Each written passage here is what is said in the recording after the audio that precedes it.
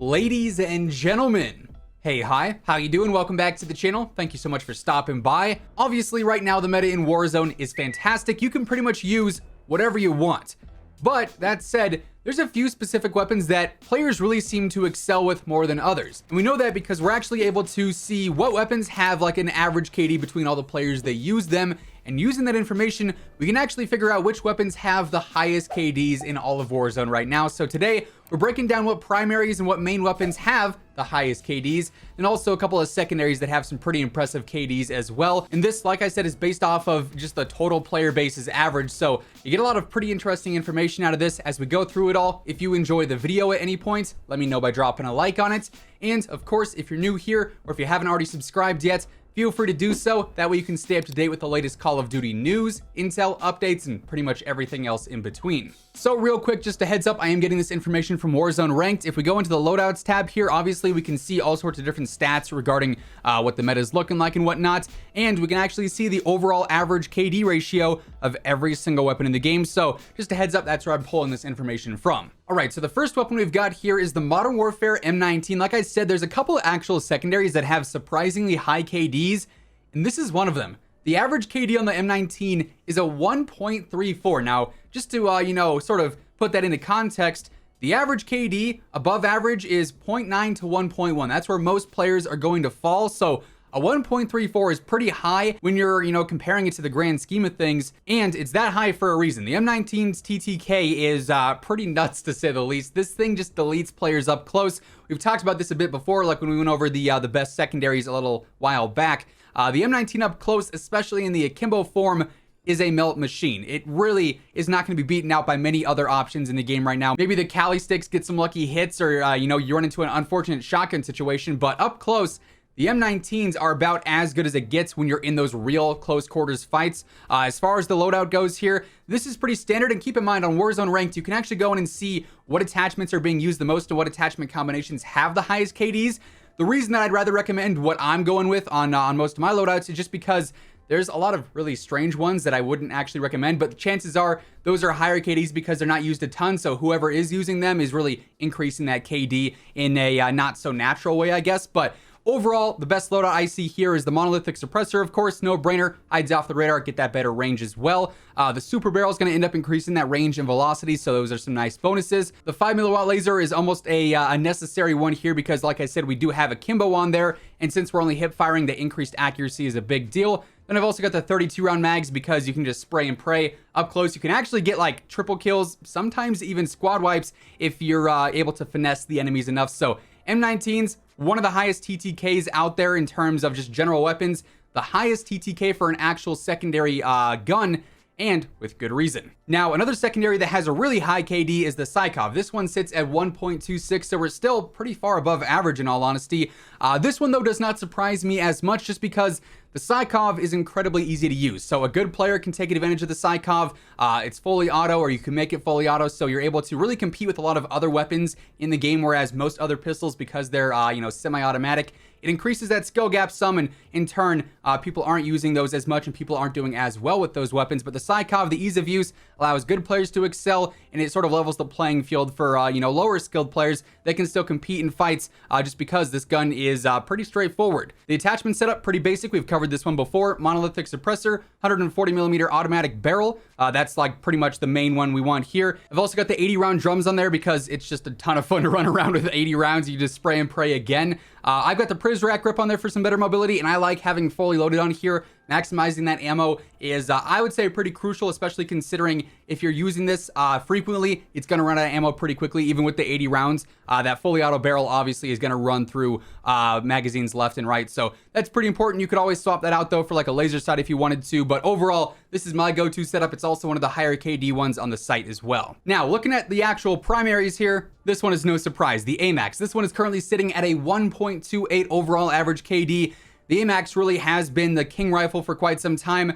Maybe not as much recently in terms of long-range fights. I would say it still is, but, you know, in terms of overall versatility, the RAM is obviously very competitive. You've got things like the Grau, the Farah, all sorts of weapons like that that are really making the entire assault rifle category way more competitive, but it's clear that a lot of players are still using the AMAX. It's one of the most popular weapons in the game, and it actually has a pretty high KD despite being very popular. Obviously, if a ton of players are using it, chances are the KD won't be as high as something a little bit more niche, but surprisingly, the AMAX actually has one of the highest KDs overall.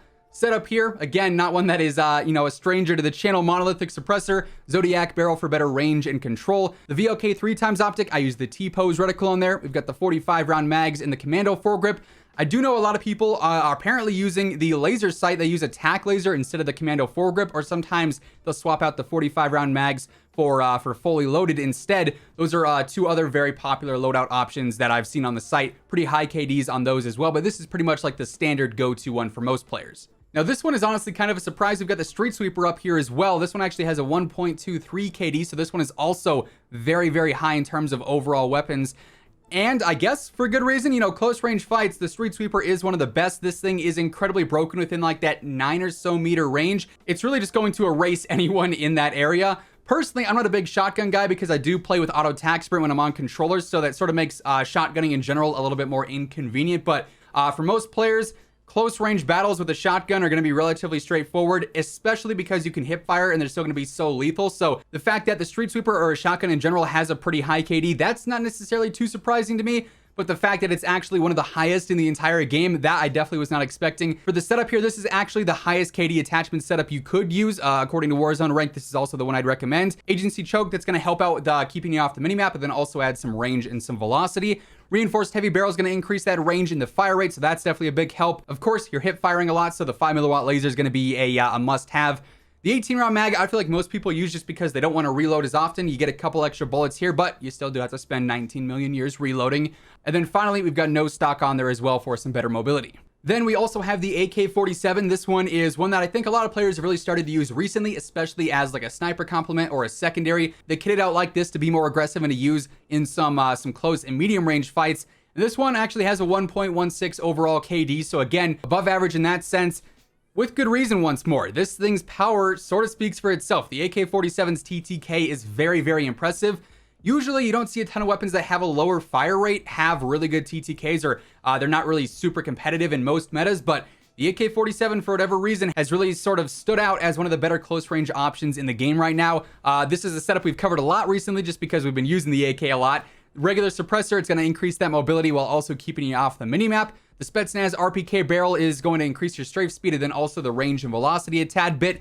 I like using the Tiger team on here for better mobility. Same deal with the Bruiser grip. However, the Spetsnaz grip is definitely going to be the way to go if you want better control on here. If you're fighting in more medium range fights with this still, I'd probably recommend the Spetsnaz over the Bruiser. But for max mobility, it's definitely a nice option. Then I've also got the 45 round speed mag on there as well. This setup probably is a bit more unique than some of the other more practical ones. A lot of people will want a rear grip on there like the Serpent grip, or maybe like the skeletal stock, maybe even an optic sometimes. But personally, this one works really, really well for me. Now, next up, I'm very happy to see the MAC-10 as one of the higher KD weapons in the game. This has a 1.09, so it's right in that average median of average to above average. This is really a weapon that I've used since it dropped. Of course, when it first released, it was pretty broken. The TTK on it was nuts. The range on it was surprisingly good. They have since nerfed it and made it a bit more balanced compared to some of the other SMGs like the Bullfrog or the LC-10, so on and so forth. But still, when it comes to mobility, this thing is fantastic. You can build this to be one of the fastest weapons in the game. That's more so what I lean towards here.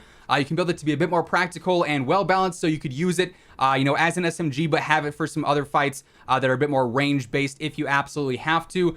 This setup, though, it's the same one I've been showing for a while. Here we've got the basic sound suppressor for that better mobility. We've got the Task Force barrel to go to in all the Cold War SMGs. Tiger Team Spotlight and the Striker grip, aka the Bruiser grip, yet again for better mobility. Then also the 53 round drum.